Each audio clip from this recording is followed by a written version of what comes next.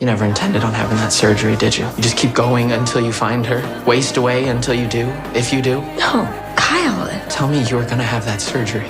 Damn it, Mia. You don't understand. My heart has an expiration date. Explain that to me. I don't want them to open my heart until I get to meet my mom. I disregarded my own life, driven only to find my birth mother. But after meeting Kyle, I began to have doubts. We met as strangers on a cliff where I stopped him from jumping. After returning home, I discovered he was the driver in the accident that took the life of my best friend Noah. I understood then why he wanted to end his life. One person died, another was seriously injured, yet he walked away without a scratch. He carried too much psychological burden. The next day, I went to his home and, in front of his parents, said we would travel together. My real purpose was to search for my birth mother. Over 2 years, I had investigated and narrowed down 10 candidates. Noah was supposed to accompany me, but he had passed away. Fortunately, because of what happened that day, Kyle agreed to go with me, but progress was slow. We visited one after another, yet none fully matched my mother's information. I couldn't help but feel disheartened. My body wouldn't give me much time. I needed daily heart medication and my adoptive mother kept calling. I was supposed to be home for surgery, but I didn't want to leave this world without seeing my mother. Hey, how dangerous is the surgery? Half of the people die, but half of them live.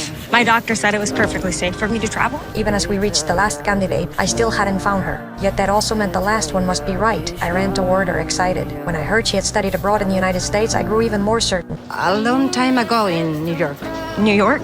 Then my heart sank. My mother had studied in California. I couldn't accept it and ran off alone. Later, Kyle found me crying on the steps. He took me to a luxury hotel and said that before returning home, we'd enjoy local specialties. A small comfort. No, I can't go home. I have to keep looking. You need this operation. This isn't some kind of game. You've done your best. But I refused to give up. Even though I knew the surgery was important, this search had become an obsession. We argued fiercely over it. You'd actually start turning your attention to the people who really care about you. Kyle left the table angrily. I realized I might have gone too deep. I picked up the sketchbook he left behind and saw that his drawings were no longer dark, but filled with beautiful moments of us. I found Kyle and promised to search for just 3 more days. If I didn't find her then, I would return for surgery. The next day brought a breakthrough. Kyle realized we might have misread my mother's signature. What if the A was actually like an O and they just mistyped it? He followed that name and found only one person in a small town who matched. The local landmark there was the same pattern as my necklace. I was sure she was my mother. We hurried to the town, but my heart gave out and I collapsed. I understand she's scared of undergoing the surgery, but if she doesn't, she'll die.